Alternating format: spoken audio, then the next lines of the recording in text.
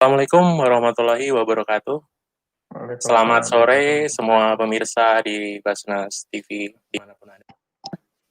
Pada kesempatan kali ini kita kembali lagi di acara MOC, Microfinance Online Class.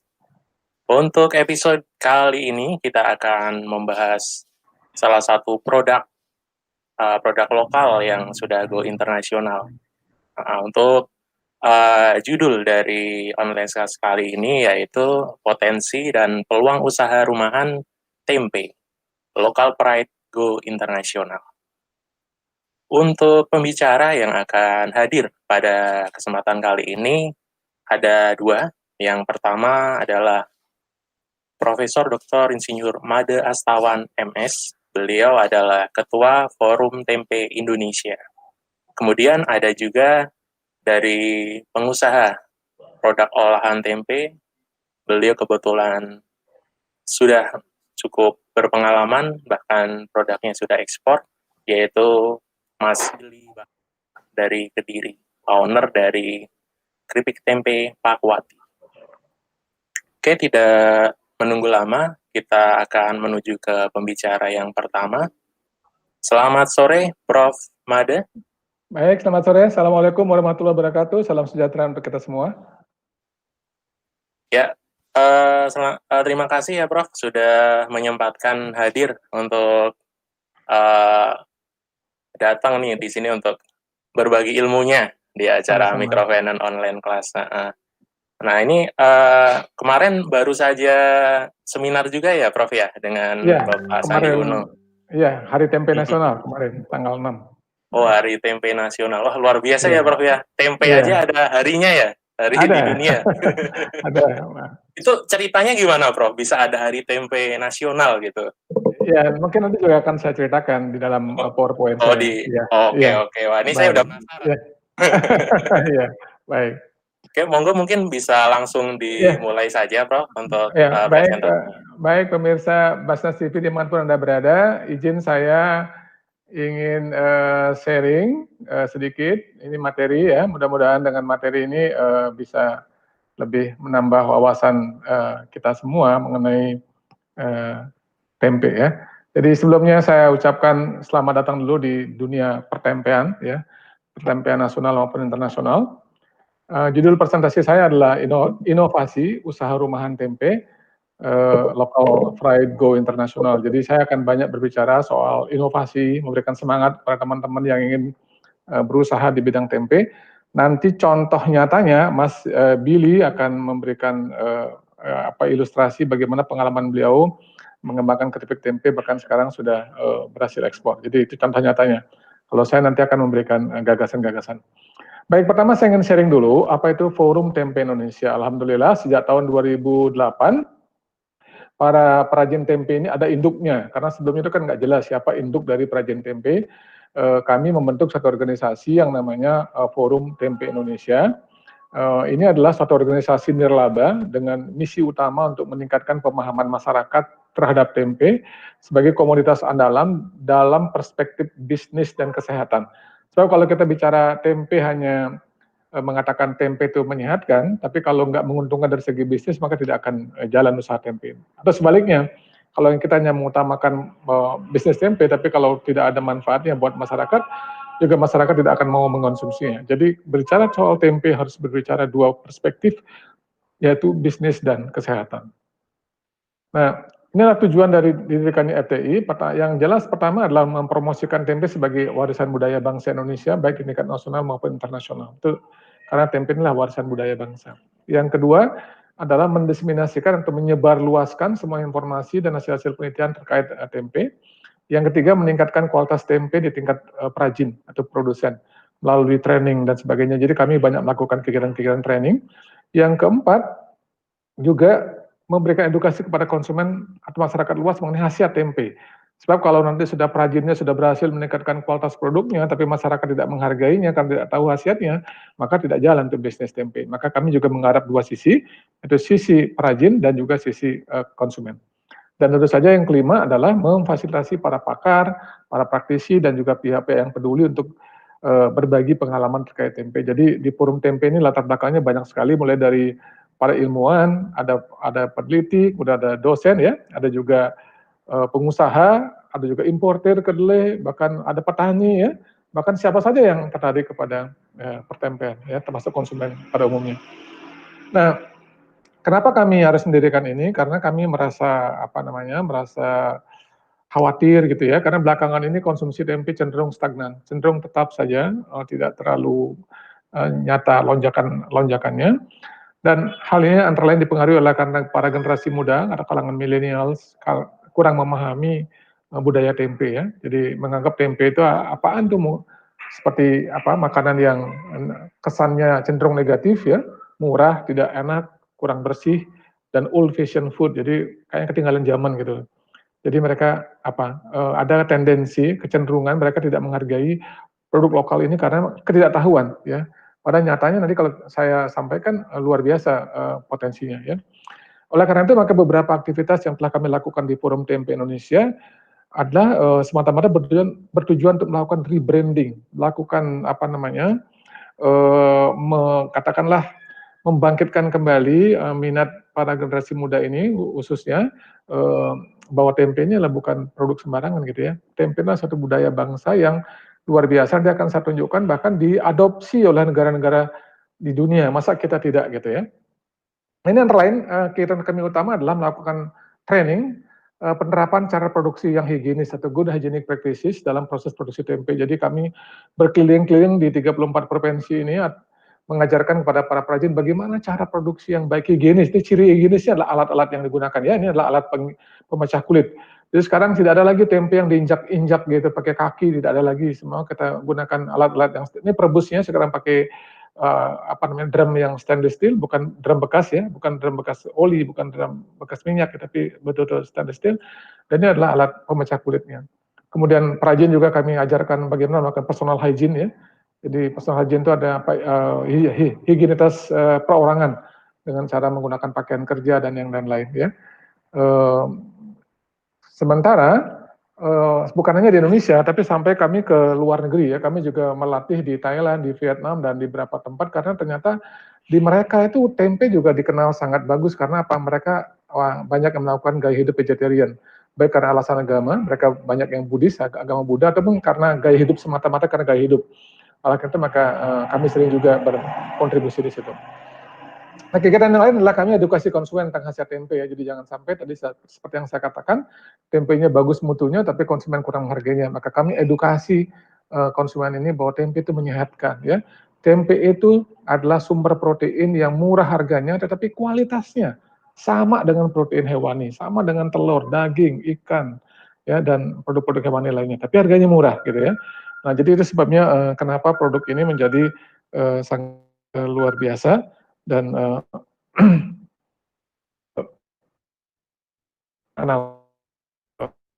baik, yang kedua adalah saya ingin menjelaskan dulu pendirian Rumah Tempe Indonesia. Nah, kalau kita mengajarkan sesuatu kepada para perajin, maka perajin akan melihat contoh nyata. Contoh nyatanya seperti apa? Tidak bisa dengan berteori.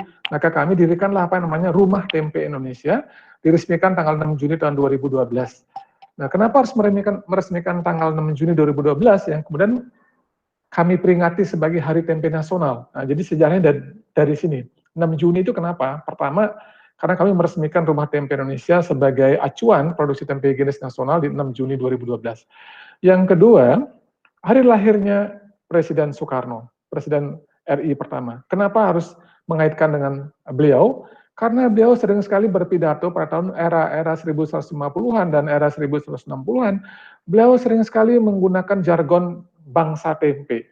Ya, walaupun kesannya negatif. Misalnya contoh pidatonya gini, kita bangsa besar, kita bukan bangsa tempe, kita tidak akan mengemis. Nah, itu dalam konteks hubungan dengan negara-negara lain. Jadi jangan sampai karena kita butuh bantuan misalnya kita diinjak-injak, tapi beliau menggunakan kata istilah bangsa tempe karena waktu itu tempe dibuat dengan cara diinjak-injak gitu loh maksudnya.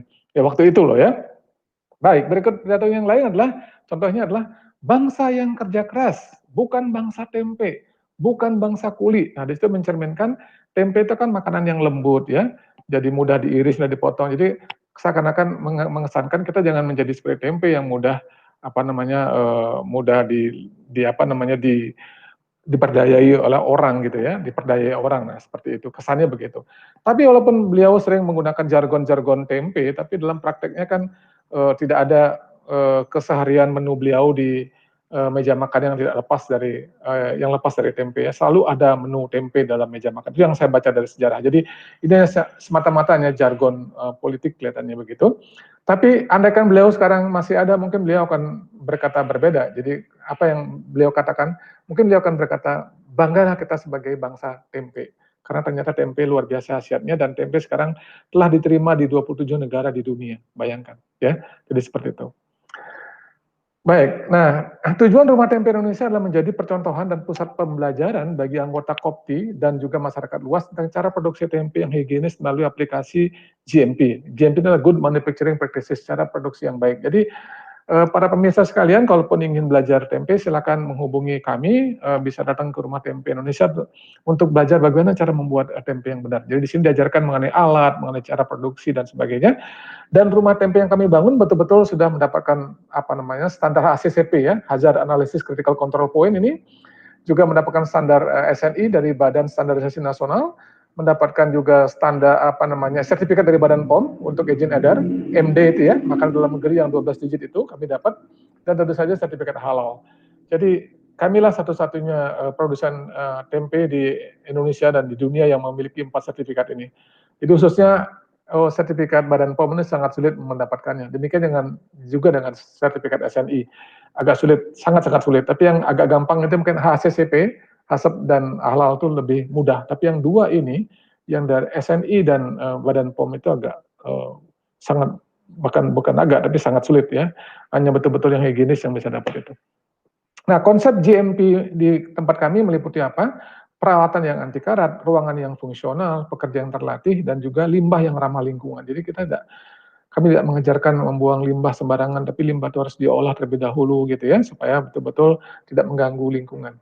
Dan konsep Rumah Tempe Indonesia saat ini adalah diadopsi dan diduplikasi di 27 provinsi ya. Jadi kami senang walaupun duplikasinya tidak 100%, ada yang mengambil 30%, ada yang mengambil 50%, ya nggak apa-apa, yang penting ada perbaikan. Khususnya saya senang kalau menggunakan drum perebusnya diganti, dan juga mesin pemecah kulit yang digunakan, jadi sehingga tidak ada lagi tempe yang diinjak-injak. Sekedar contoh, beginilah kondisi karyawan di tempat kami, di Rumah Tempe Indonesia. Lihat di sini karyawannya selalu pakai masker, selalu pakai pelindung kepala atau hairnet, pakai baju kerja ya, pakai sepatu boot, pakai sarung tangan. Nah, seperti ini. Kesehariannya seperti ini. Inilah SOP ya. SOP tidak boleh diubah-ubah. Harus seperti ini. Karena ini apa? Ini yang produksi makanan buat manusia ya. Dan inilah budaya bangsa. Kita harus menghargai budaya bangsa kita. Jangan sampai nanti diproduksi dengan cara yang tidak bagus ya. Dan malu sama bangsa-bangsa lain kalau melihat ternyata orang Indonesia makanannya seperti itu gitu kan. Maka kita harus menunjukkan inilah cara produksi yang benar. Bahkan keberadaan Rumah Tempe Indonesia juga menarik minat pihak asing untuk berkunjung atau belajar membuat tempe. Jadi kami sering menerima tamu-tamu dari luar negeri, dari Inggris, Amerika, Australia dan sebagainya, ya, bisa dilihat dari sini. Untuk apa? Untuk berdiskusi dan untuk belajar tentang tempe. Kadang-kadang ada yang pengusaha, ada yang ilmuwan, dan ada juga masyarakat umum yang sedang ingin tahu apa sih itu tempe, bagaimana cara membuatnya dan sebagainya. Andaikan tidak ada rumah tempe, maka kemana akan ditunjukkan cara membuat tempe yang benar? Kalau nanti diajak ke tradisional yang kebetulan tidak bagus, kan jadi malu kita sebagai bangsa ya. Ini bisa lihat, Anda bisa lihat sini, sering sekali kami ajak berfoto semua di sini, tulisannya Rumah Tempe Indonesia. Kami sering datangkan tamu-tamu dari luar. Nah, yang menarik adalah ada tamu Prof. Renal Kasali, beliau juga bikin tempe di rumah perubahan. Ada juga tamu Pak Rustono, ya, pengusaha tempe di Jepang yang asalnya dari Jawa Tengah. Sekarang sukses beliau di sana, bermukim di sana. Itu juga pernah berkunjung dan berdiskusi dengan kami ya. Jadi kami terbuka untuk diskusi dengan siapa saja. Nah, kemudian kami telah berhasil juga membuat tempe yang agak spesial. Nah, kenapa spesial? Karena ini bisa dijual di modern market ya. Sebagai contoh misalnya ini bisa dilihat, bisa dijual di Lotte Mart, bisa di Rans Market, Carrefour, Giant dan yang lain-lain, tentu dengan harga yang pantas ya. Ada yang 20.000, ada yang 25.000 per 450 gram, per satu kemasan 450 gram.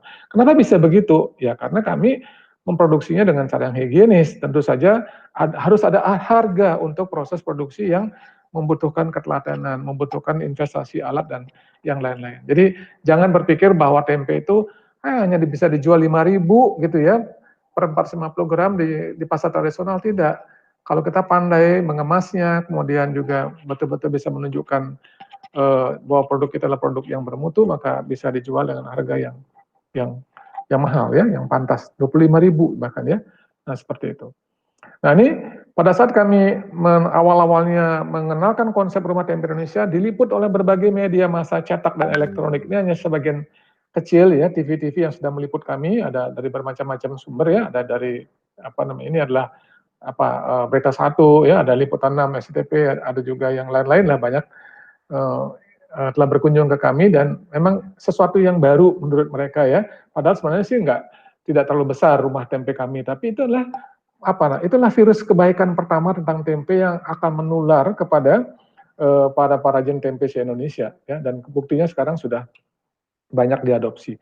Dan kami dapat penghargaan sebagai pemenang Anugerah Prakarsa Jawa Barat tahun 2014 yang diserahkan oleh Gubernur Jawa Barat ketika itu ya. Jadi artinya apa? Ini diakui sebagai inovasi pendirian Rumah Tempe Indonesia di Bogor sebagai pusat percontohan produksi tempe higienis nasional. Jadi kami sudah punya alumni itu banyak sekali di seluruh kota atau kabupaten di Indonesia. Nanti saya tunjukkan satu alumni yang telah sukses di Surabaya. Nah, hingga tahun 2020 FTI telah terlibat dalam pendirian banyak sekali rumah tempe ya, ada di Bogor, Gunung Kidul, Sleman, Lampung, Geneng di dekat Prambanan sana, ada Bandung, ada Medan, Kuningan, Banjarbaru, Palu, dan juga di Cianjur ya. Dan kedepannya akan banyak lagi bermunculan lahir rumah tempe binaan kami yang akan menjadi pilihan bagi teman-teman dimanapun berada kalau ingin mendapatkan tempe yang higienis. Saya akan berikan ini salah satu contoh alumni dari kami yang berhasil di Surabaya. TV-nya nggak bisa ternyata Mas ya. Saya nggak bisa berbagi, bisa nggak ya? Oh bisa ya.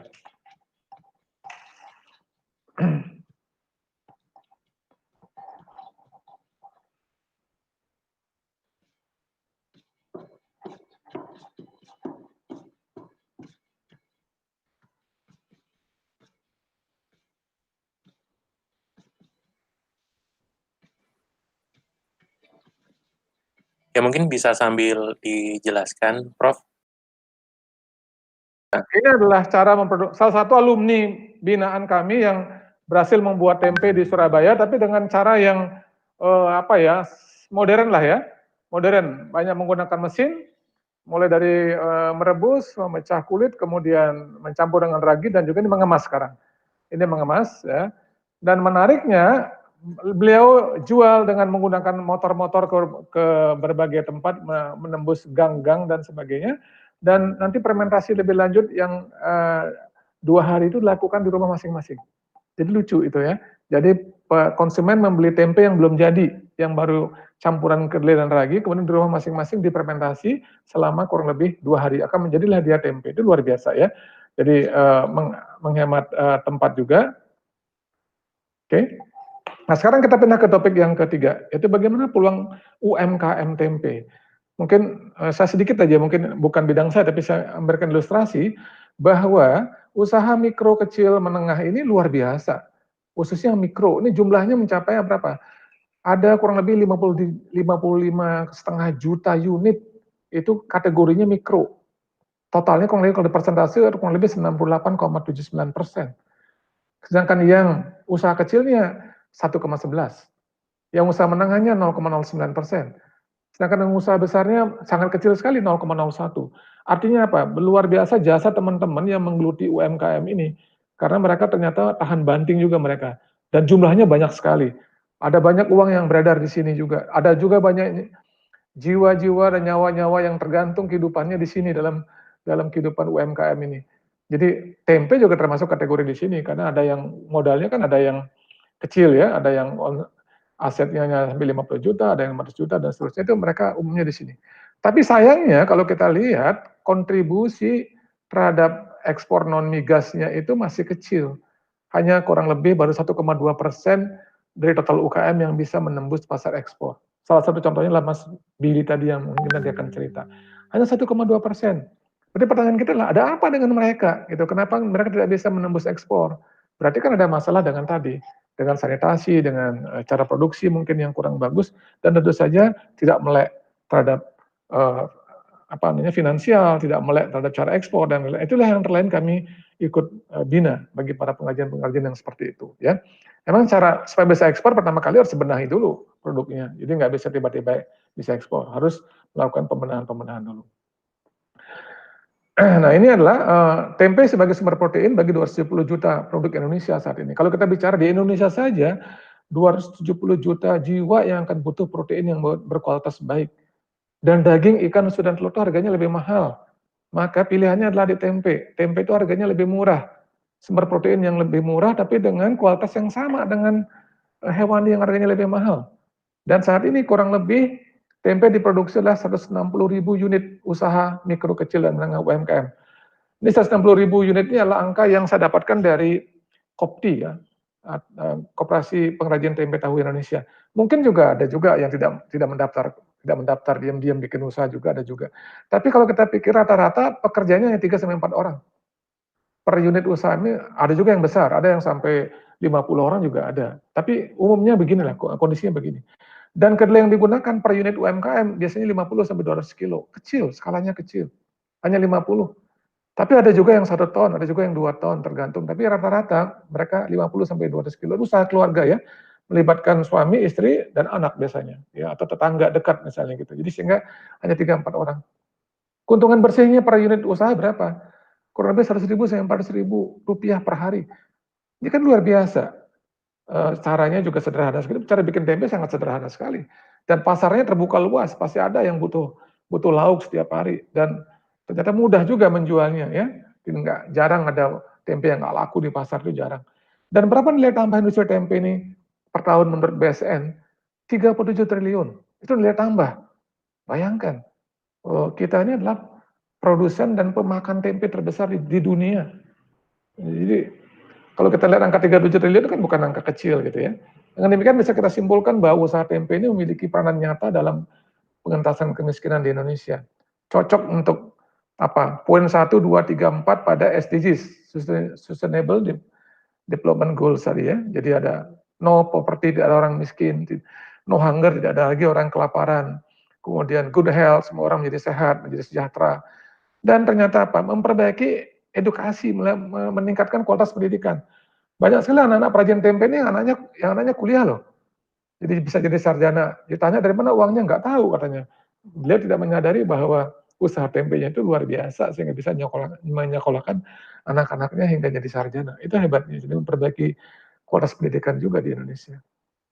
Nah, sekarang kalau kita lihat berapa banyak kedelai yang digunakan, itu kebutuhan kedelai untuk pangan itu kurang lebih 2,72 juta ton per tahun. Produksi lokalnya yang 0,6 juta ton per tahun, sehingga sebagian besar masih impor. Jangan salahkan impornya, salahkan kita belum begitu banyak menanam kedelai, ya. Dan memang kedelai ini tanaman subtropis, sehingga kurang cocok di Indonesia. Mungkin cocoknya di negara-negara 4 musim, ya. Karena pada musim panas dia panasnya kan lama sekali, sehingga laju fotosintesisnya maksimal, sehingga kedelai yang dihasilkan pun maksimal. Sementara di kita kan 12 jam terang, 12 jam gelap, terus saja rutin begitu. Kurang panjang mataharinya untuk proses fotosintesis, ya. Dan rata-rata konsumsi tempe sekarang 10,1 kg per kapita per tahun. Dan saya prediksi akan terus naik angka-angka ini karena inilah sumber protein yang murah, kemudian juga tentu saja enak, ya. Nah, yang keempat adalah standar mutu tempe. Nah, di masa depan kepatuhan terhadap standar sangatlah penting. Standar itu adalah yang paling sederhana adalah standar Indonesia SNI. Jadi jangan kira hanya helm yang punya standar atau besi baja yang punya standar, lampu yang punya standar, bohlam, ya. Tempe juga ada standarnya. Kenapa standar ini penting? Karena standar itu akan membangun kepercayaan siapa? Konsumen. Begitu produk kita memenuhi standar, konsumen mau bayar lebih mahal karena dia yakin bahwa produk ini berkualitas. Itulah gunanya standar. Jadi secara rinci, pentingnya standar adalah sebagai jaminan bagi konsumen terhadap kualitas produk. Dia yakin. Yang kedua, peluang akses pasar yang lebih luas dengan harga yang pantas. Jadi penjual tempe nggak usah banyak meyakinkan konsumen, dengan adanya standar, masuk standar, maka konsumen udah tahu ini pasti barang berharga. Ya, ada kualitas pasti ada harga. Nah, sehingga mau beli dengan harga yang lebih mahal. Iklim usaha pun jadi lebih sehat. Ya, tadi perspektif bisnis dan kesehatan menjadi tercapai karena sama-sama diuntungkan. Nah, jangan lupa untuk tempe ini ada dua standar. Standar nasional itu SNI tahun 2015 dan standar internasionalnya ada sebenarnya standar kodeks. Jadi jangan lupa ada standar internasional mengenai tempe. Dikeluarkanlah kodeks. Siapa itu kodeks? Kodeks itu lembaga di bawah FAO WHO yang akan membuat standar bagi produk-produk yang telah diperdagangkan lintas negara. Kalau dia belum diperdagangkan lintas negara, nggak perlu dibuatkan standarnya, ngapain? Kalau tempe itu hanya jagoan kandang di Indonesia, cukup SNI. Tapi karena ada ternyata pergerakan bahwa tempe juga beredar keluar, maka perlu dibuat standar kodeks.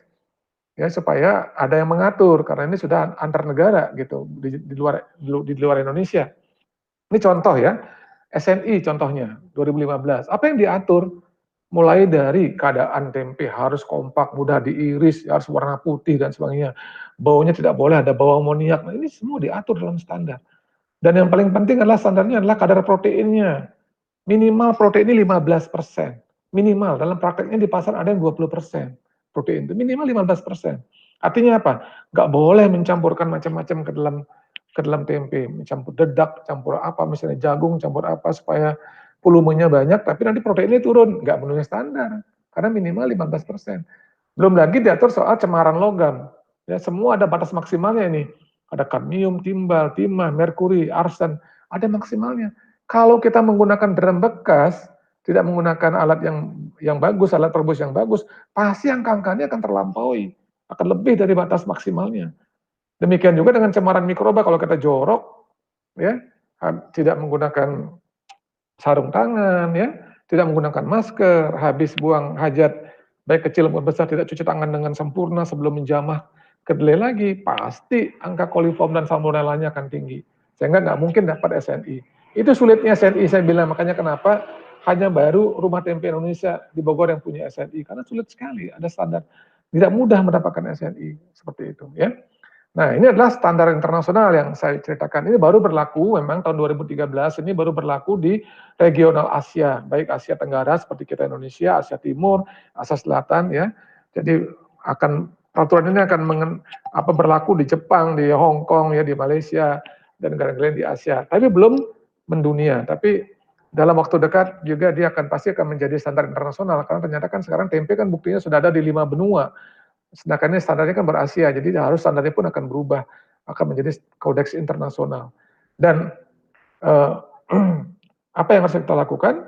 Perajin-perajin kita harus sudah aware, harus sudah sadar bahwa ada standar gitu ya, baik nasional maupun internasional. Kalau ingin berkiprah di ekspor, harus tahu ini ada standar kodeks ternyata yang harus dipenuhi juga gitu. Nah, seperti itu. Nah, baik, yang kelima, saya ingin bercerita tentang inovasi sebagai penentu daya saing. Mudah-mudahan ini bisa menggugah minat teman-teman yang sudah menggeluti tempe supaya lebih berinovasi. Ya, jadi produk kita di etalase-etalase supermarket itu akan seperti ini, penuh rak ini dengan berbagai macam produk. Dan kalau produk kita tidak ada istimewanya, nggak akan dilirik. Orang lewat di sini tapi nggak akan lirik produk kita. Jadi ibaratnya apa? Ibaratnya mencari jarum di dalam tumpukan jerami. Betapa sulitnya gitu ya. Nah, bagaimana caranya biar produk kita eye catching, biar produk kita menarik? Nah, itulah yang harus kita lakukan melalui inovasi. Nah, gitu.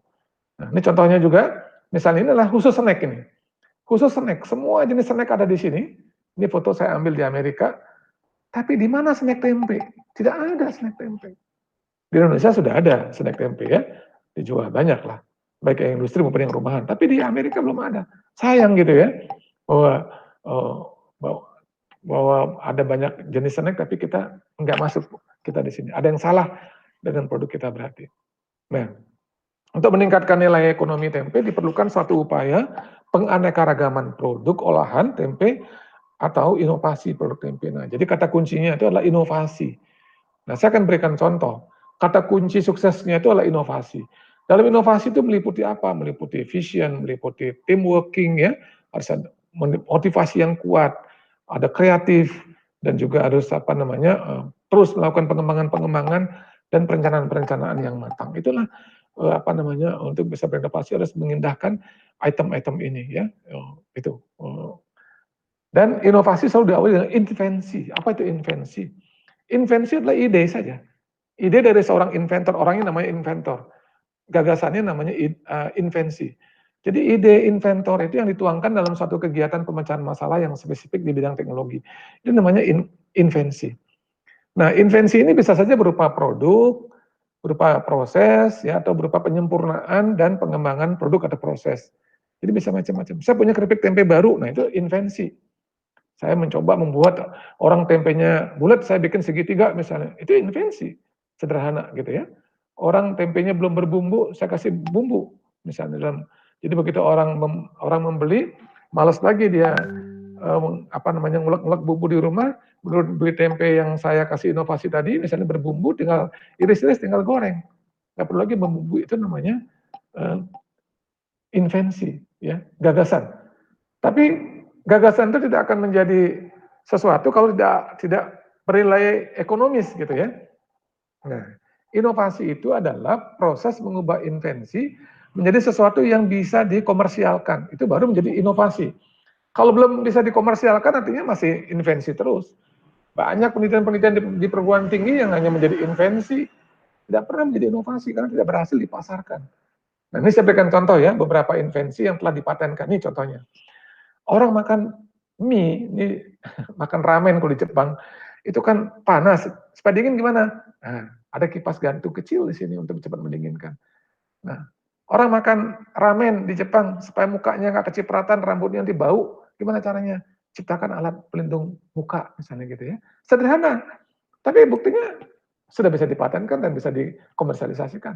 Nah ini contohnya, ini adalah wadah untuk nyimpan biskuit dengan minumannya sekaligus ya, supaya gampang kalau sarapan. Ini invensinya di mana?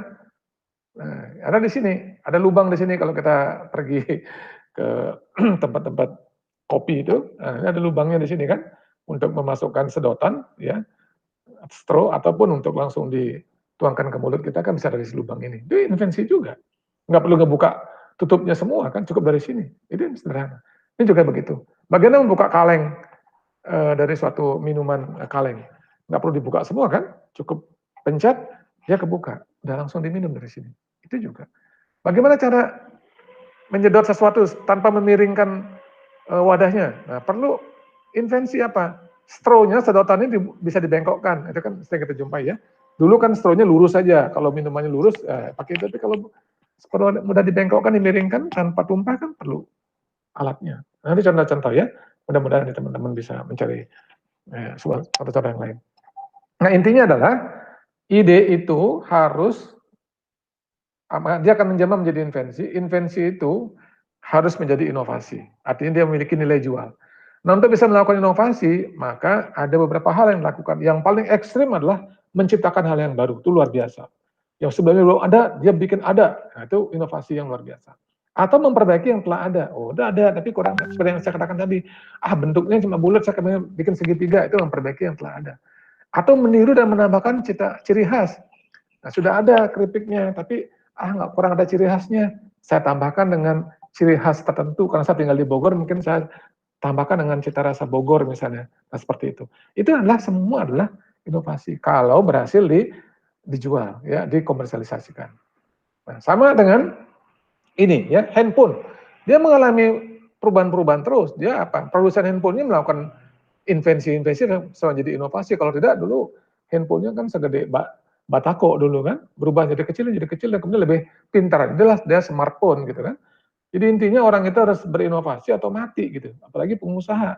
Pengusaha kalau nggak punya inovasi, dia pasti akan jadi mati usahanya. Karena kan selera masyarakat terus berubah terus ya. Nah, kalau nggak ada inovasinya nanti orang bosan gitu kan. Nah, jadi saran saya adalah pada calon-calon pengusaha ini supaya memiliki perilaku yang inovatif. Apa itu perilaku yang inovatif? Semua perilaku individu yang diarahkan untuk menghasilkan, memperkenalkan, dan mengaplikasikan hal-hal baru. Itulah perilaku inovatif. Jangan takut mencoba, jangan takut gagal. Karena apa? Ciri orang yang berperilaku inovatif ada dua. Satu, berani mengambil risiko gagal, risiko bangkrut sekalipun, dan kreatif. Gitu. Nah, kreativitasnya ini akan mengurangi peluang dia menjadi bangkrut, peluang dia menjadi gagal tuh di sini. Itu disebut dengan perilaku inovatif. Jadi kalau hanya sudah berani ngambil risiko saja, banyak contohnya, tapi kan gagal beneran ya. Tapi kalau dia kreatif dan punya juga ilmu gitu ya, ilmu pengetahuan ya, belajar dari pengalaman orang lain, maka insya Allah tidak sampai menjadi kegagalan berkali-kali mungkin ya. Walaupun kegagalan itu kan kesuksesan yang tertunda gitu ya, tapi kan kalau gagal-gagal terus mungkin orang nggak percaya diri. Nah kemudian kalau agar produk baru bisa diterima di pasar, makanya ada beberapa hal yang dilakukan. Pertama adalah sesuai dengan penerimaan masyarakat pada umumnya. Ya, jadi kalau masyarakat itu tidak bisa menerima juga susah, harus cari produk yang bisa diterima oleh masyarakat. Makanya perlu melakukan market study ya, jadi perlu studi pasar dulu melakukan. Yang kedua, jika ingin menjadi pelopor, maka harus memperhatikan kebutuhan pasar yang tersembunyi. Jadi yang belum ditemukan orang, kita melihat ini peluang pasarnya ada, tapi orang belum bisa menemukannya, belum ada yang ngejual, maka Anda yang pertama kali menjual, itu hebat sekali. Menjadi trendsetter ya, menjadi penentu ya, menjadi penentu arah, menjadi orang yang pertama kali menemukan itu. Jadi luar biasa kalau bisa begitu. Berikutnya adalah kualitas dan mutu produk harus tinggi, seragam. Nah ini susah nih seragam. Jadi kalau sekarang produknya begini, besok begitu, mencela-mencela gitu, orang nggak akan percaya. Ini produk nggak ada SOP-nya apa membuatnya gitu, kenapa kualitasnya berubah-ubah. Nah itu harus seragam. Dan konsisten, baik rasa, penampilan, dan harus tetap sama. Itulah gunanya ada SOP-SOP di dalam satu areal produksi ya. Kemasan dan cita rasa, kemasan dan cara penyajian yang unik. Jadi kemasan itu adalah iklan tersembunyi. Nggak usah pasang iklan di TV, nggak usah di radio, nggak usah. Di kemasannya saja. Bagaimana cara bikin kemasan yang unik, menarik, dan mudah serta praktis, ya, ergonomis, ya, mudah dibawa kemana-mana, informasinya lengkap, orang nggak bisa bertanya-tanya ada apa saja di sini, semua ada. Komposisi bahannya apa, nilai gizinya apa, ada semua di situ. Cara menggunakannya bagaimana, misalnya gitu ya. Dan nama yang unik dan mudah diingat, nama ya. Promosi yang kuat. Ya, tadi promosi kalau nggak punya uang di TV, nggak usah pakai itu, Pak. Promosi melalui kemasan saja dan dari mulut ke mulut saja, testimoni orang ya, dan dari saja nanti harga yang besar. Soal harga itu sekarang bukan satu-satunya penentu ya. Orang kan membeli harga lebih mahal kalau dia yakin bahwa produk kita baik. Jadi jangan kira harga murah akan berhasil sukses, tidak juga ya. Mahal pun kalau memang itu luar biasa bisa dicari orang. Nah berikutnya yang keenam adalah diversifikasi produk olahan tempe. Kenapa ini perlu diversifikasi? Karena nggak mungkin kita menjual tempe goreng lagi kan. Bacem lagi kan tidak mungkin. Nah, di masa mendatang, konsumen itu menghendaki pangan baru yang apa? Yang menyehatkan. Itu syarat pertama, yang sehat. Sekarang konsumen melek benar tentang ini, manfaat sehat dari makanan yang dia beli. Mahal, nggak apa-apa, yang penting sehat. Murah, nggak sehat, nggak. Kalau murah menyebabkan kolesterol tinggi, maaf, tidak mau. Murah menyebabkan diabetes, maaf, tidak mau. Ya, nah seperti itu. Ya. Berikutnya berasal dari tanaman umumnya. Plant-based food. Kenapa? Karena tanaman itu nggak mengandung kolesterol. Ya, tanaman itu lebih sehat. Banyak orang sudah beralih, saya mau jadi vegetarian aja sekarang, jadi vegan. Ya silakan, itu pilihan. Ya. Karena dia menghindari masa dari hewan, karena hewan itu ada tendensi makin tua usia kita, makin mudah kita terkena hal-hal yang buruk karena lemak dan kolesterol, misalnya contohnya ya. Dan international cuisine yang mudah diinternasionalkan. Awet dalam penyimpanan ini syarat. Syarat ini ya, harus awet. Dan beragam. Nah, jangan itu lagi. Nah, kenapa harus awet dan beragam? Karena apa? Faktanya umur simpan tempe segar itu pada suhu ruang hanya 1-2 hari. Mana mungkin tempe segar bisa dijual kemana-mana kalau hanya 1-2 hari. Dari Bogor dikirim ke Surabaya aja udah nggak bisa gitu, apalagi ke luar negeri. Maka harus cari cara lain supaya tempe ini bisa awet berbulan-bulan. Teknologi yang sederhana adalah teknologi pengeringan pasti kan, mengurangi kadar air. Makanya kenapa keripik tempe menjadi salah satu pilihan. Nanti Mas Bidi akan cerita di situ. Kenapa dia nggak jual tempe mendoan gitu misalnya ya? Nah pasti ada.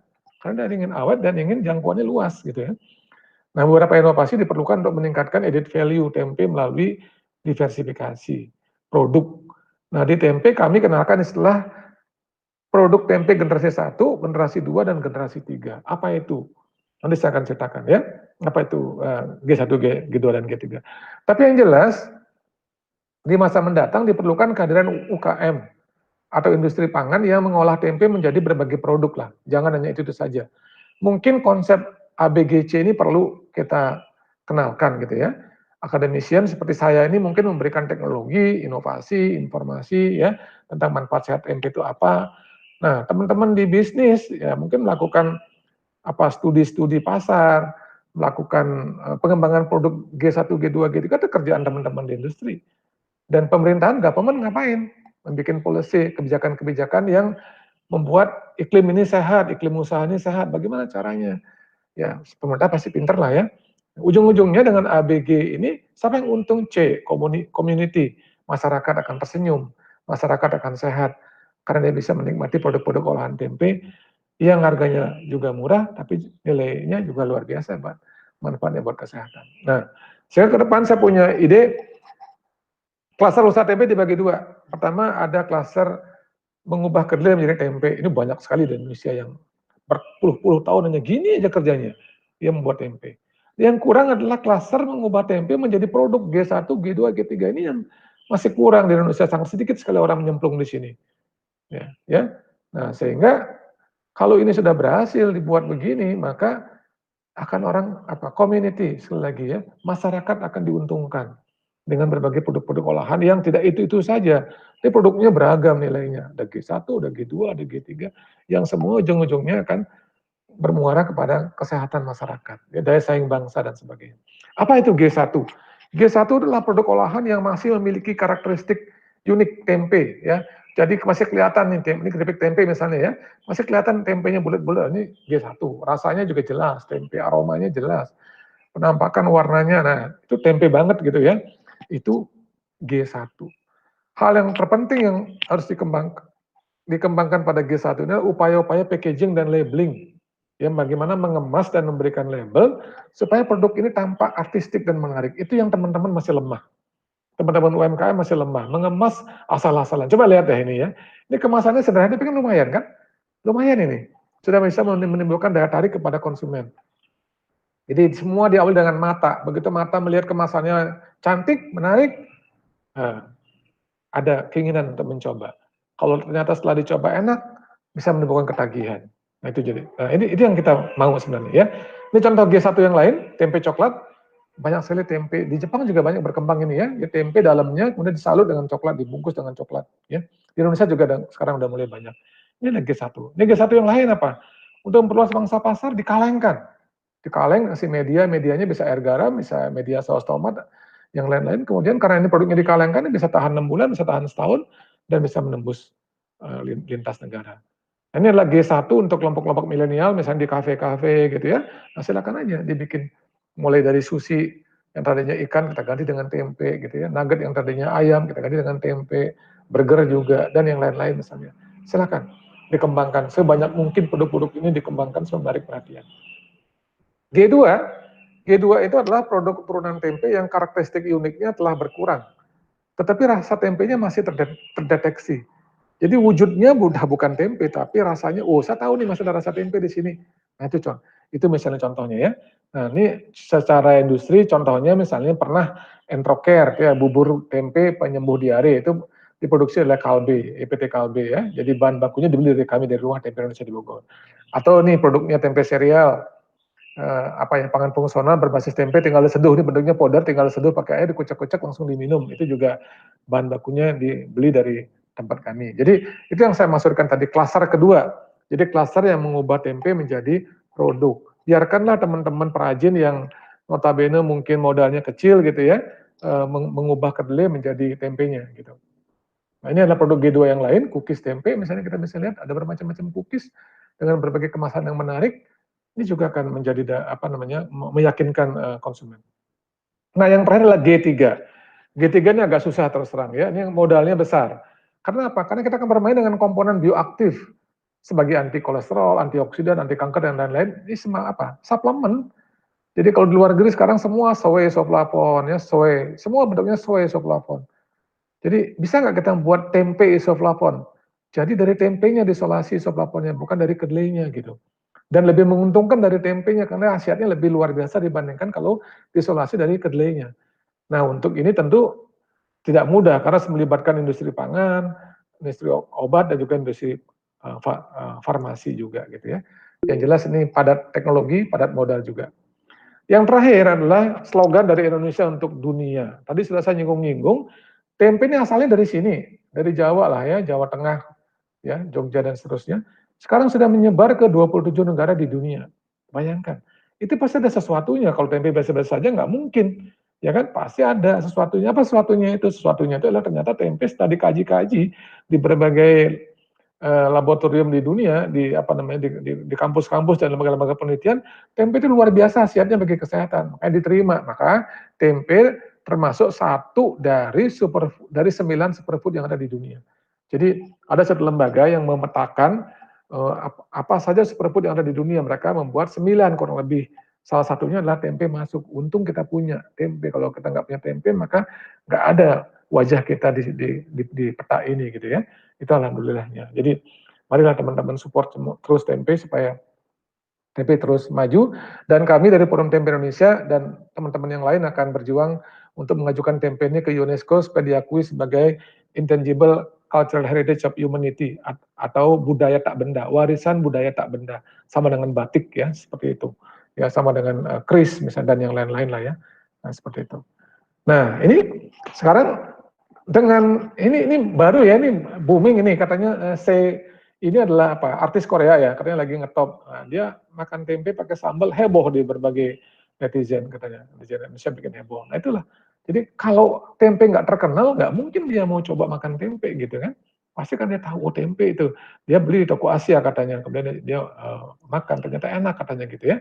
Bahkan ada misalnya Miss World ya, Ratu Dunia, mau juga dia ngusir tempe. Kan dia pasti terekspos sebagai Ratu Dunia, pasti dia paham lah dengan tempe dari mana, apa khasiatnya, sehingga tidak ragu-ragu. Demikian juga dengan wadah-wadah cantik yang lain di dunia juga tidak mau ketinggalan mengonsumsi tempe. Itulah hebatnya tempe. Sehingga demikian, terima kasih.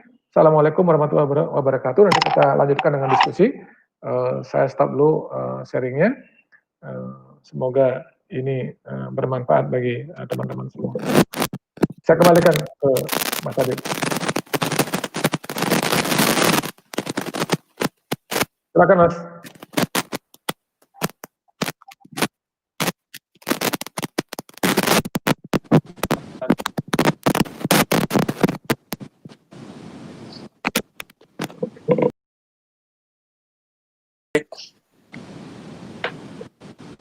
Cek. Ya, apakah suaranya udah berarti? Oke. Ya. Oh ya, baik. Kita lanjutkan kembali. Maaf, tadi ada sedikit kendala teknis. Kita langsung lanjut untuk sesi yang kedua dari pembicara selanjutnya, yaitu Mas Billy Bahtiar. Halo, Assalamualaikum. Selamat sore, Mas Billy. Waalaikumsalam warahmatullahi wabarakatuh. Selamat sore, Mas Adit. Ya, gimana kabarnya, Mas Billy? Alhamdulillah baik, Mas Adit. Gimana kabarnya? Alhamdulillah sehat. Nampak cerah nih, kayaknya lagi banyak orderan nih kayaknya nih. Selalu semangat aja sih yang penting. Alhamdulillah. Oke, mungkin bisa langsung disampaikan aja Mas untuk pengalaman dan bagaimana bisa menembus pasar internasional dengan produk tempenya. Monggo di untuk presentasinya. Baik, terima kasih atas waktunya. Assalamualaikum warahmatullahi wabarakatuh buat pemirsa sekalian. Selamat sore, salam sejahtera. Saya Billy, saya produsen produk turunan tempe, yaitu keripik tempe. Gitu. Saya sudah memulai bisnis keripik tempe ini sebenarnya mulai tahun 2015 gitu ya. Tapi waktu itu saya tidak mengerjakan langsung, tapi saya remote gitu ya dari luar kota. Kemudian sejak tahun 2017 saya benar-benar masuk ke bisnis keripik tempe ini sampai hari ini, dan saya selalu berusaha untuk mengupgrade produk saya. Baik, ini materi presentasi saya.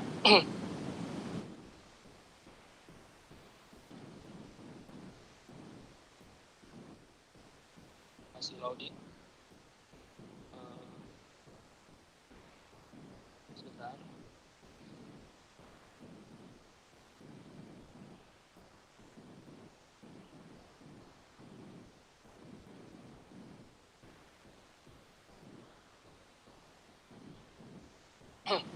Ya, produk saya adalah produk keripik tempe.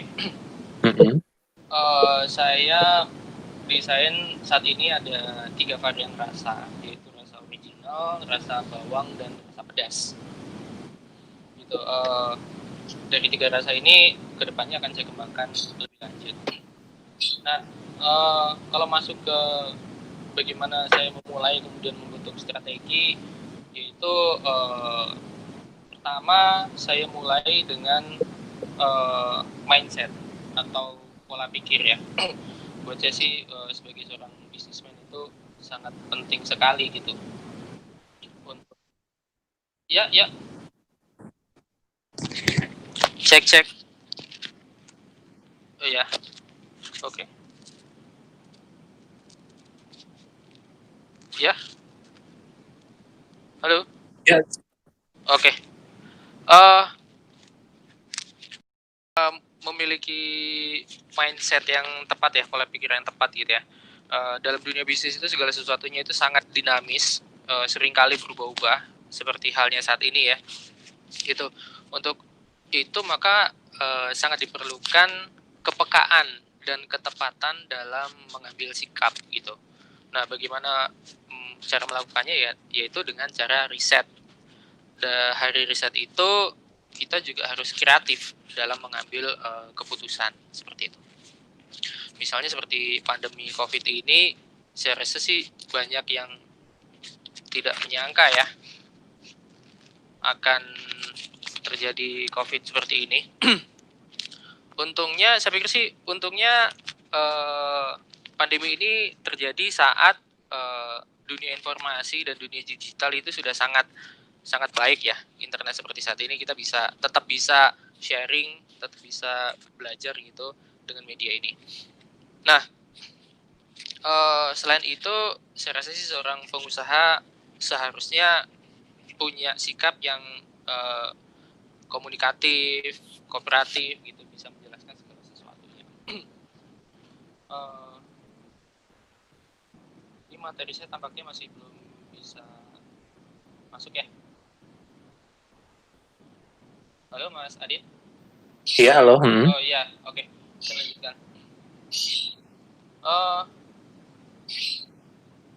Pertama, saya membagi ini menjadi 2, itu strategi bagaimana kita mengembangkan industri kita untuk ranah nasional gitu.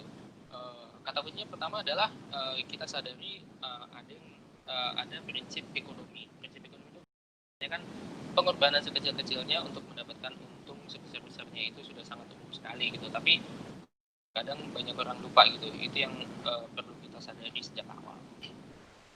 Gitu. Kemudian yang kata kunci yang kedua yaitu adalah tentang kegiatan ekonomi. Kegiatan ekonomi adalah simpelnya, sederhananya yang sangat umum adalah kegiatan produksi, distribusi, dan konsumsi. Itu yang harus sudah kita pikirkan sejak awal nih, gitu. Nah, dari sini kita nanti akan bisa mengembangkannya. Nah, fokus kita di sini adalah tempe dan turunannya. Ada plus minusnya nih, gitu. Tempe sebentar. Minusnya adalah tempe itu sudah sangat umum ya buat masyarakat Indonesia. Karena sudah sangat umum ya, seperti yang telah dijelaskan Prof. Adi tadi ya cuman tempe, apa sih tempe ya semacam itu. Tapi di sisi lain sebenarnya bisa membuat kita bisa membuat inovasi yang mungkin bisa bikin orang tertarik. Katakanlah misalnya sate tempe seperti itu gitu.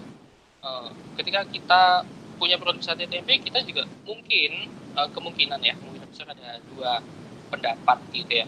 Pertama ya tempe lagi gitu, ya sate paling ya begitu gitu. Tapi pendapat kedua bisa jadi wah sate tempe nih apa nih gitu. Kita mesti coba nih. Nah, dalam hal ini kita mencoba untuk mengusahakan bagaimana orang memiliki pendapat yang kedua. Itu yang bagian terpenting di situ. Kemudian setelah kita memutuskan memiliki sebuah produk gitu ya, kita Begini, menurut saya sih, menurut pengalaman saya tidak ada pakem tertentu ya, pakem yang khusus di dunia usaha gitu. Tapi bisa apa yang akan saya ceritakan, apa yang akan saya sharingkan ini bisa menjadi salah satu referensi. Pertama-tama kita lakukan riset pasar dulu, riset pasar dan riset konsumen. Kira-kira yang dibutuhkan atau yang diinginkan konsumen itu seperti apa sih? Nah, dari situ kita bisa tarik dalam hal ini fokusnya tentang tempe ya, atau produk turunannya. Oh, kira-kira kebutuhan tempe itu seharinya misalnya 5 kilo. Misalnya. Oke, 5 kilo berarti kapasitas kita harus kita sesuaikan 5 kilo sehari gitu. Dengan UMKM ya, UMKM itu biasanya produksinya dikerjakan di rumah atau bagian sisi rumah yang tidak digunakan gitu ya. Kemudian khusus digunakan untuk produksi tempe ini gitu. Nah, kapasitas produksi ini kita sesuaikan nih dengan tempat, dengan kemampuan kita gitu. Nah, dari situ kita bisa mundur lagi, kita tarik bahan baku gitu. Bahan baku kedelai ya, dalam hal ini kedelai ya. Kedelai ketika diolah jadi tempe itu biasanya itu volumenya itu bertambah 50% gitu. Jadi kalau 3 kg kedelai mentah itu ketika kita proses bisa jadi 4,5 kilo gitu. Nah, di situ kita harus punya perhitungan tertentu. Nah, dari bahan baku itu kita juga bisa menentukan jumlah pekerja. Wah, ini kalau 5 kilo bisa dikerjain berapa orang ya gitu. Satu orang kayaknya cukup gitu. Ya, pertimbangan seperti itu. Nah, dari situ kita bisa tarik lagi setelah bekerja, waktu yang dibutuhkan untuk berproduksi gitu. Kedelai untuk menjadi tempe itu membutuhkan waktu sekitar 3 hari gitu. Jadi ada proses fermentasi tertentu. Nah, dari situ kita bisa tarik lagi, oh berarti modalnya kira-kira sekian nih gitu. Nah, ini adalah perputaran kira-kira ya kurang lebih perputarannya akan seperti itu. Bisa jadi dibalik gitu ya, bukan riset dulu tapi produk dulu gitu. Wah, saya punya tempe nih, gimana cara jualnya ya gitu. Nah, kita cari tempat di mana produk itu bisa diserap oleh pasar. Seperti itu. Bisa dibolak-balik. Nah, di situ tuh dibutuhkan kreativitas kita nih sebagai pengusaha. Nah, kemudian setelah kita punya produk, setelah kita tes pasar ya, oh ternyata orang suka, ada yang beli segala macam gitu ya. Nah, untuk mengupgrade itu kita perlu menstandarisasi produk kita. Standarisasi itu kalau teman saya yang paling sederhana, yang wajib juga itu adalah PIRT gitu, produksi untuk industri rumah tangga gitu. Nah, untuk mendapatkan PIRT ini itu melalui dinas kesehatan. Di situ sebelumnya kita akan diedukasi nih, para produsen akan diedukasi bagaimana cara memproduksi yang higienis baik gitu ya, bagaimana supaya produksi kita tidak mengalami pencemaran itu baik dari lingkungan atau tempat sekitarnya seperti itu. Nah, kemudian setelah kita mendapatkan PIRT nih, kita juga bisa mengajukan sertifikasi halal gitu. Sertifikasi halal ini bisa melalui LPPOM UI gitu. Nah, ini materi saya sudah muncul.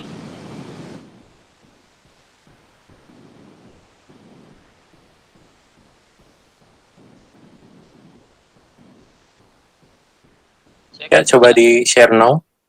Ya, oke, sudah. Oke, sip. Langsung di slideshow. Oke. Nah, kemudian sorry tadi ada yang ke skip.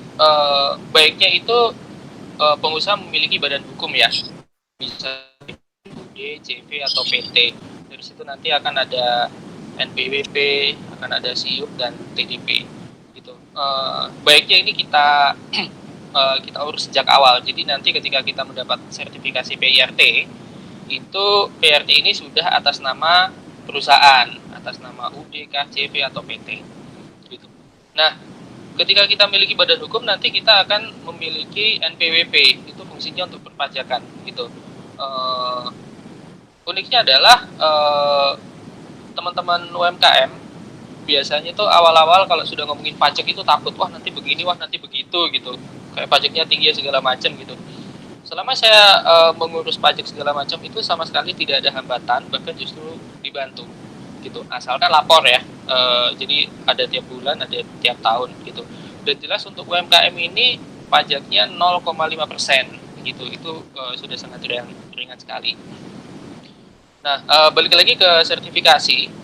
Setelah kita mendapatkan halal gitu, akan lebih baik lagi ketika kita memiliki nutrition fact, atau kalau biasa kita lihat di jajanan gitu ya, jajanan mall gitu, itu kan di belakangnya itu ada nutrition fact atau kandungan gizi, kandungan nilai gizinya gitu ya. Nah, akan lebih baik lagi kalau kemudian kita memiliki izin BPOM ya. Nah, habis itu bisa meningkat lagi SNI, Standar Nasional Indonesia, GMP dan HACCP gitu. HACCP umumnya digunakan ketika kita milih untuk ekspor gitu. Tapi ini sebagai referensi saja. Nah, ini semua bisa didapatkan dari Badan Standarisasi Nasional atau BSN gitu. Kemudian selanjutnya kita bisa mulai buka jaringan nih. Dengan cara pertama kita bisa mendaftar atau berkonsultasi dengan Dinas Koperasi dan UMKM setempat yang terkait gitu ya. Itu biasanya ada fasilitas-fasilitas tertentu yang disediakan oleh Dinas Koperasi dan UMKM, baik itu pelatihan, baik itu business matching segala macam gitu. Nah, produk kita itu kan memiliki merek ya. Merek itu bisa kita daftarkan ke HKI, hak kekayaan intelektual itu di Kementerian Hukum dan HAM gitu. Nah, untuk mendaftarkan HKI ini itu biayanya sekitar 2 juta.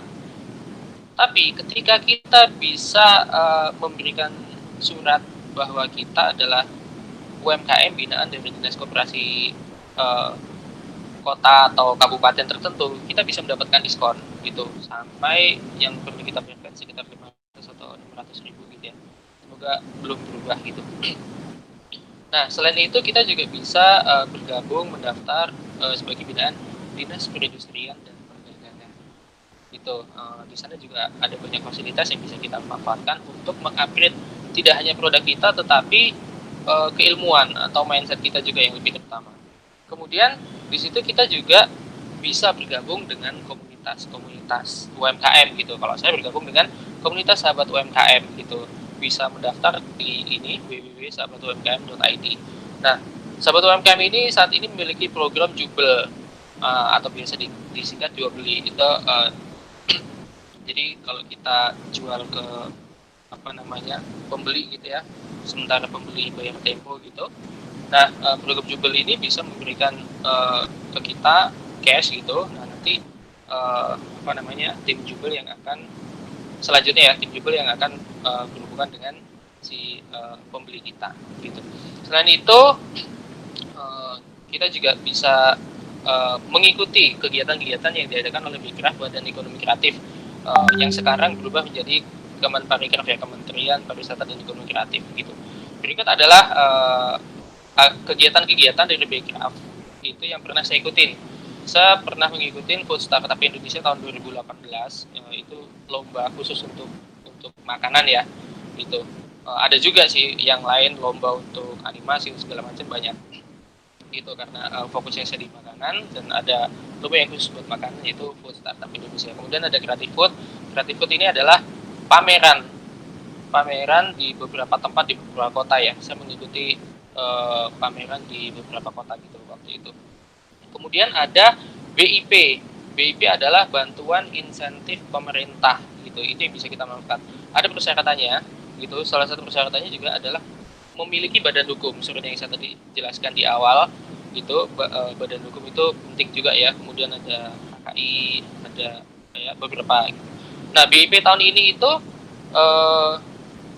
belum launching, tapi bisa diakses di ini untuk info-infonya ya. Itu di bip.kemenkraf.go.id. itu bisa teman-teman UMKM manfaatkan sekali gitu. Nah, kemudian dari semua yang kita lakukan tadi itu sebenarnya jika kita ingin ekspor gitu, menurut saya itu sudah melakukan setengah dari proses ekspor itu tadi. Sudah ada merek, sudah ada kandungan nutrisi, sudah ACCP gitu ya. Itu akan lebih mudah diterima di dunia internasional gitu. Nah, ini adalah strategi ketika kita ingin merambah dunia ekspor ya. Bagian yang terpenting adalah mindset. Mindset kita itu harus percaya diri. Kita akan berhadapan dengan orang bangsa yang sama sekali berbeda gitu ya dengan kita gitu. Nah, budaya yang sangat berbeda, bahasa yang berbeda gitu ya gitu. Nah, paling mendasar buat saya adalah percaya diri dulu. Kemudian yang kedua adalah percaya pada kualitas produk kita sendiri gitu. Ya, setelah kita memiliki berbagai macam sertifikasi, wah produk kita sudah pasti bagus nih dan yakin bisa diterima oleh mereka. Dan yang ketiga adalah bahasa Inggris gitu. Kenapa bahasa Inggris saya letakkan di ketiga? Karena saat ini itu sudah ada aplikasi translator gitu. Tidak harus install, yang online pun juga bisa gitu. Itu juga bisa kita gunakan. Gitu. Kemudian selanjutnya untuk strategi internasional untuk menambah jaringan di dunia internasional, kita juga bisa bergabung di Dinas Perindustrian dan Perdagangan. Itu ada divisi perdagangan internasional gitu. Di divisi ini itu ada berbagai macam pelatihan ekspor gitu. Macam-macam, ada pembuatan dokumen, ada pelajaran tentang HS Code. HS Code itu harmonization system, yaitu di mana menjelaskan berbagai macam produk tapi bahasa kode ya yang bisa diterima internasional. Seperti itu. Kemudian ada business matching di dalam dan di luar negeri. Karena yang saya ikutin adalah business matching dengan pengusaha di Malaysia, di Surabaya. Gitu. Jadi para pengusaha di Malaysia itu datang ke Surabaya, kemudian dipertemukan dengan kita para produsen yang UMKM gitu. Kemudian saya juga belajar tentang ilmu ekspor itu di FTA, karena saya tinggal di kota Kediri ya. Saya belajar tentang ekspor ini di FTA Surabaya gitu. Berikut ada Instagramnya, bisa dikontak di situ, FTA_Center_SBY. Kemudian saya juga aktif mengikuti pameran dalam negeri tapi yang skalanya internasional, seperti misalnya TEI, Trade Expo Indonesia gitu. Nah, untuk TEI waktu itu ya sebelum adanya COVID, bisa di browsing gitu seperti apa, kemudian cara-caranya seperti apa gitu. Nah, kemudian ini nih yang terakhir, ketika semuanya sudah siap, sudah benar-benar merasa siap, bisa pameran ke luar negeri gitu. Kita benar-benar berangkat dengan ke luar negeri ya gitu, yaitu diperlukan persiapan yang cukup lah gitu. Nah, berikut adalah beberapa video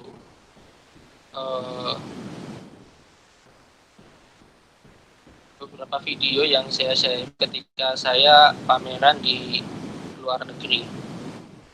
Semoga bisa menginspirasi.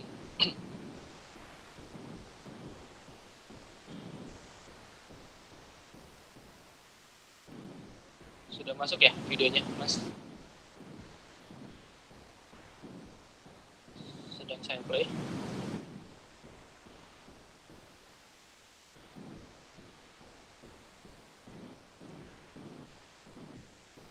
Suaranya bisa di full screen kan, Mas?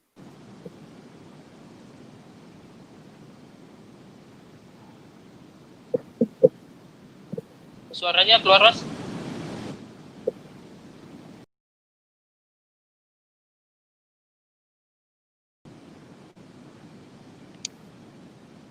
Ya mungkin Mas Billy bisa sambil dijelaskan untuk videonya. Videonya apakah ya sudah jalan belum ya?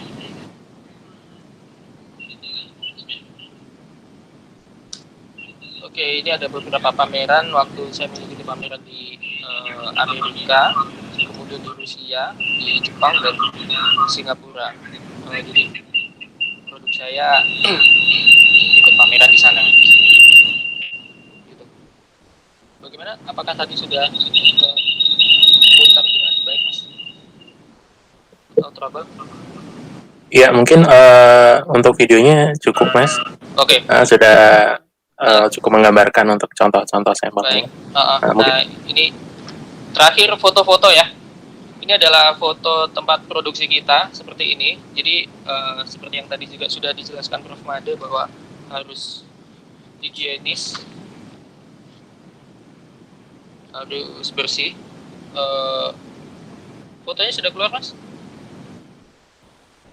Apakah fotonya sudah keluar? Cek. Sebentar, masih loading sepertinya. Di close dulu, Mas, untuk videonya, player. Oh ya. Saya close dulu sebentar. Terus dibuka lagi untuk file presentasinya tadi. Baik. Oke, mohon maaf sebentar.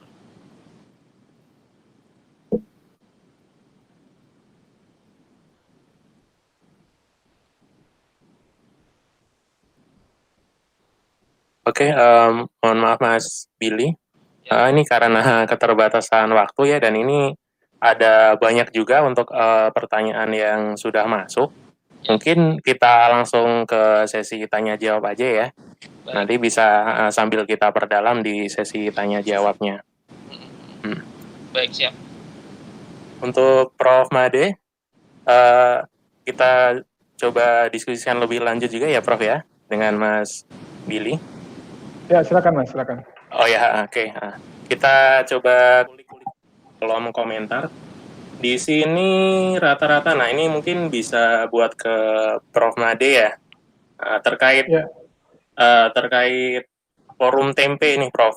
Apakah forum tempe Indonesia ini juga mendorong untuk pertanian kedelai nasional, Prof? Monggo dijawab. Ya, tentu saja karena namanya juga Forum Tempe Indonesia, jadi kita pasti akan memihak kepada para petani kita. Cuma kan perlu kita sadari bahwa seperti yang saya katakan tadi, produksi kedelai kita itu rendah, kurang lebih 1,5 ton per hektar, dan luasan tanamnya juga terbatas. Kemudian kendala yang kedua, jangan lupa bahwa kedelai itu kan tanaman subtropis ya, sehingga mungkin penyebab utamanya sehingga produksinya tidak begitu bagus.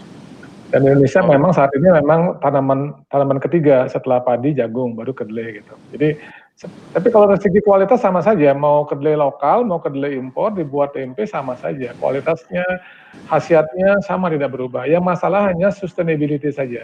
Jadi kontinuitas penyediaan bahan baku, itu saja yang jadi masalah. Oke, baik. Berarti problem HPP-nya jadi mahal untuk lokal itu karena produksinya ya, Prof ya? Yang masih belum besar. Iya. Oke, baik. Oke, kita lanjut lagi di sini. Wah, ini cukup mendalam ya ini pertanyaannya ya. Di sini ada terkait produk tempe juga. Nah, ini ternyata bukan hanya tempenya aja ya yang bisa dimanfaatkan. Ada kulit kedelainya, cucian kedelainya, daun kedelainya bisa jadi pakan.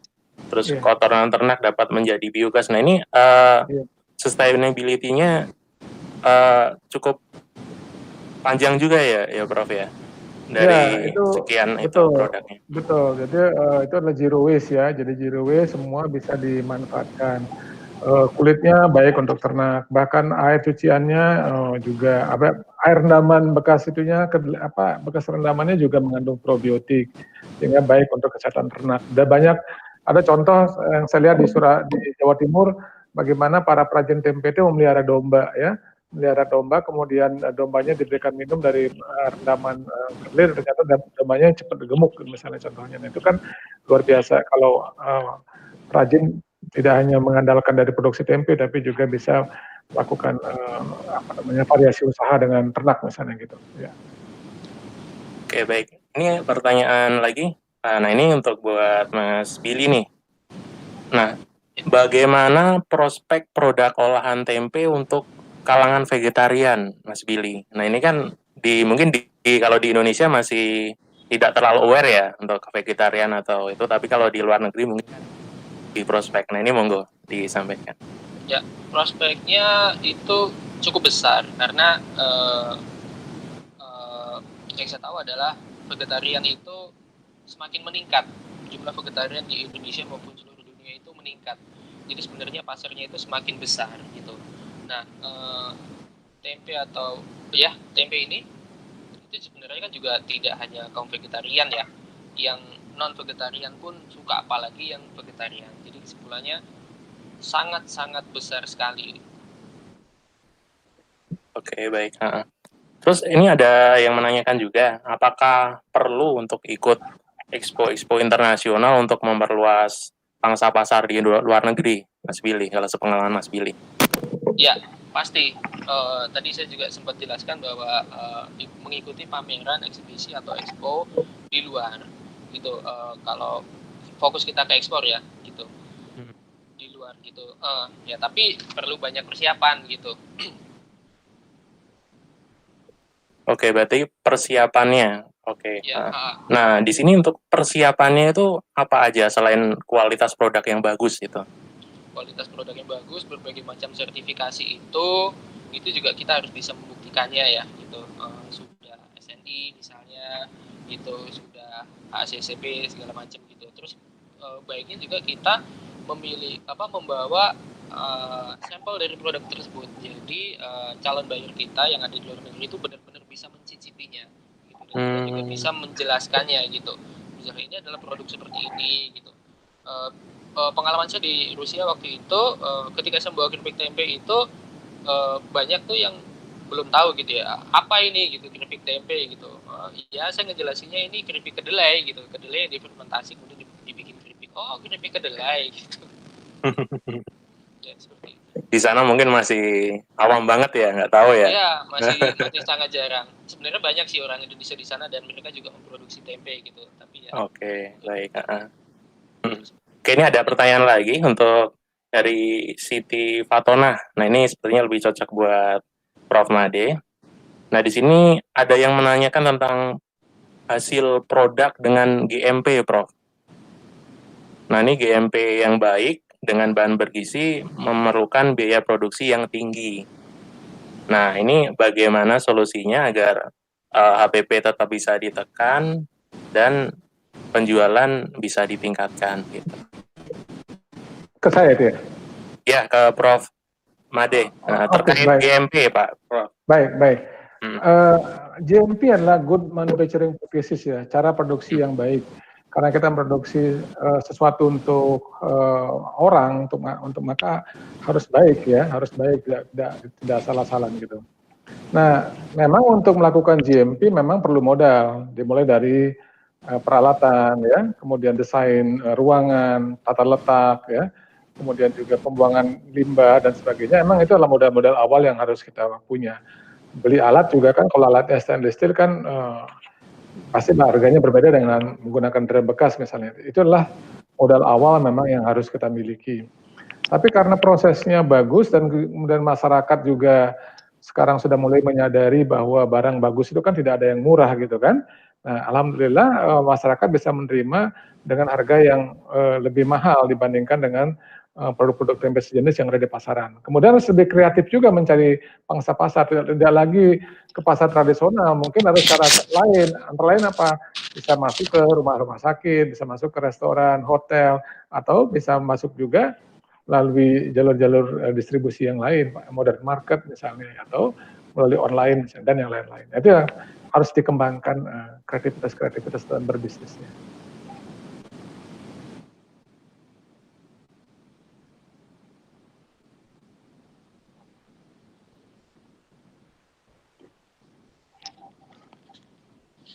Suaranya Mas, mikrofonnya. Ya, maaf, saya ulangi lagi pertanyaannya. Ini untuk Mas Billy. Bagaimana cara memperbaiki kemasan produk yang bagus? Nah, ini kebetulan kan Mas Billy dari awal ya Mas ya. Mungkin bisa lebih dalam diceritakan dari awal, mungkin nama produknya apa sampai sekarang bisa ekspor, itu berubah nama atau tetap produk yang lama gitu. Monggo. Ya, jadi kalau merek saya sempat berganti merek. Dulu merek saya itu Eyang Marto gitu. Tapi setelah saya awal-awal coba saya kirim ke Amerika, itu uniknya adalah orang Amerika itu susah mengucapkan kata Eyang Marto. What is this? Eyang Marto. Itu nama Eyangnya atau nama tetangganya? Bukan. Awalnya itu namanya tuh Mbah Marto. Mbah Marto. Mbah Marto. Kalau dalam bahasa Jawa itu singkatan dari nambah Moro Arto gitu. Jadi sugesti positif. Jadi memberi menambah uang datang gitu. Itu dari situ, wah ini kayaknya ini mungkin adalah bagian dari solusi juga ya, membuat merek itu baiknya satu kata, mudah diingat gitu ya, dengan asumsi bahwa mudah diucapkan oleh semua bangsa gitu. Akhirnya saya rubah produk saya menjadi mereknya Pakuati gitu. Pakuati itu terdiri dari dua kata, paku dan ati. Jadi pakunya hati gitu. Jadi sugestinya adalah nikmatnya terpaku di hati, seperti itu. Luar biasa. Gitu. Nah, dan Pakuati ini mudah sekali diucapkan oleh berbagai bangsa gitu ya. Saya sudah beberapa kali ikutin pameran gitu Pakuati. Itu dari sisi merek gitu ya. Kemudian untuk desain gitu. Desain memang akan lebih baik jika desain itu adalah catchy gitu ya, mudah dilihat gitu, cukup spotlight, berwarna gitu ya. Seperti yang tadi juga sudah dijelaskan Prof. Made. Desain itu sendiri kita bisa mendapatkan berbagai macam referensi ketika kita browsing. Banyak banget referensi. Nah, dari situ kita bisa mengambil beberapa bagian-bagiannya gitu. Tapi saya rasa jangan mencontek ya, jangan ngambil plug terus diganti mereknya saja, sebaiknya jangan gitu. Tapi sekedar referensi saja gitu. Coret-coret sendiri kalau salah, tanya ke sana kemari gitu. Itu yang saya lakukan.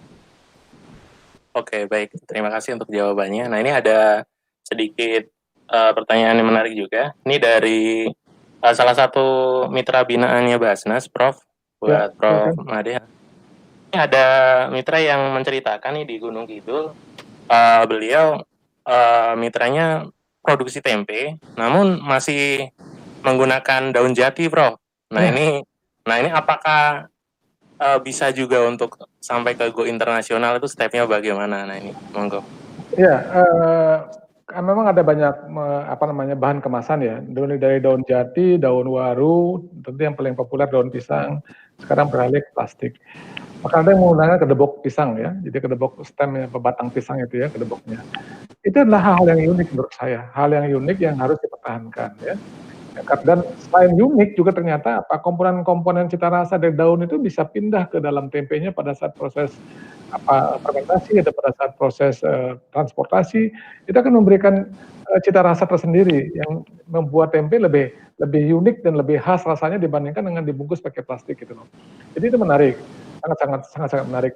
Memang mungkin pasarnya menjadi agak terbatas ya di pasar lokal. Kalau untuk di luar negeri memang, apalagi untuk jual produk-produk kering ya memang pasti kemasannya harus menggunakan kemasan plastik atau kertas atau karton gitu ya, tidak bisa menggunakan daun. Tapi untuk Indonesia sendiri itu menarik menurut saya, masih perlu dipertahankan. Oke, baik. Nah, itu keunikan tersendiri ya, Prof ya, kemasan daun jati gitu. Cuma kalau diekspor kayaknya sampai sana daunnya udah kering ya. Iya, betul. Nah, ini ada yang menanyakan nih, Prof, mungkin saking serunya pembahasan kali ini terkait protein dan kandungan. Nah, ini mungkin Prof Made lebih paham nih terkait tempe dibanding dengan daging, telur dan lain-lain. Nah, itu bagaimana, Prof? Ya, jadi kalau dalam ilmu gizi itu ya, tidak hanya masalah jumlah, kandungan, kadar, bukan itu.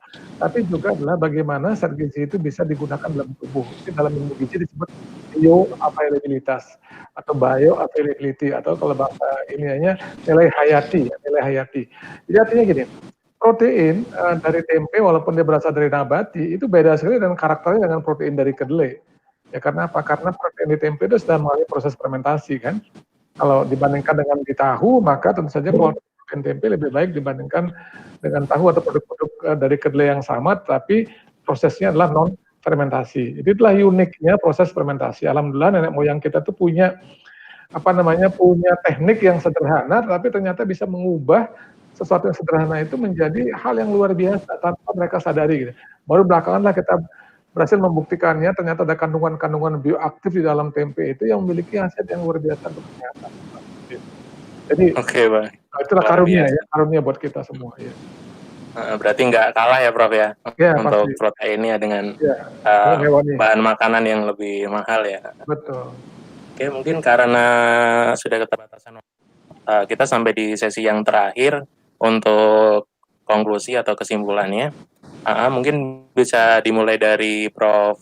Made untuk menyampaikan kesimpulan dari materi yang disampaikan tadi. Monggo. Ya, intinya adalah gini, tempe itu adalah budaya lokal kita.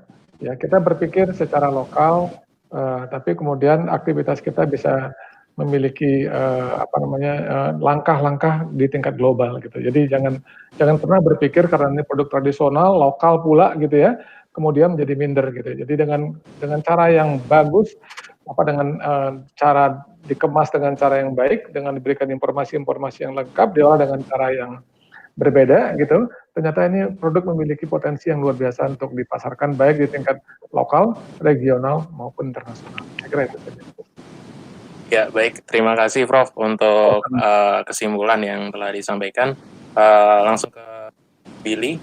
Monggo kalau Mas Billy ini mungkin lebih ke pesan dan semangat buat pemula nih ya, pemirsa Basnas TV yang ingin terjun nih ke industri produk olahan tempe. Monggo masih disampaikan. Ya, memang benar seperti demikian. Jadi yang pasti kita tetap harus semangat gitu. Dunia itu sangat dinamis sekali gitu.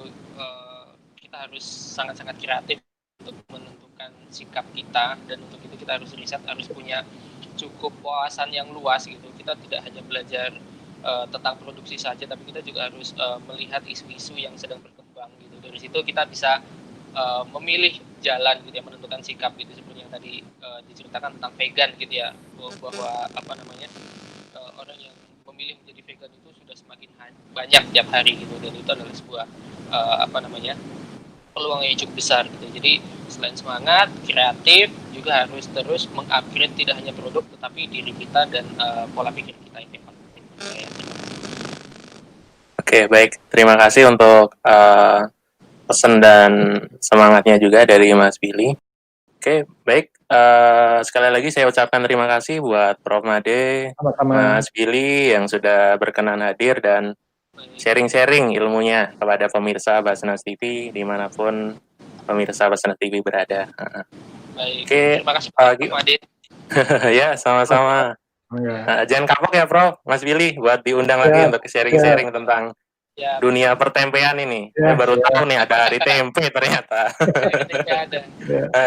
Taunya hari nasional atau hari ibu mungkin. Nah, ini ada hari tempe ternyata. Baik pemirsa Basnas TV, sampailah kita pada sesi terakhir. Udah selesai semua, kita bahas tuntas ya, meskipun masih banyak sebenarnya kalau menanyakan, mungkin di edisi berikutnya ya, nanti bisa kita bahas ulang lagi. Nah, sekian dari kami, Mikrovenan Online Class pada kesempatan sore ini. Mohon maaf apabila ada hal-hal yang kurang berkenan. Sekian, wassalamualaikum warahmatullahi wabarakatuh. Sampai jumpa. Warahmatullahi wabarakatuh. Sampai jumpa.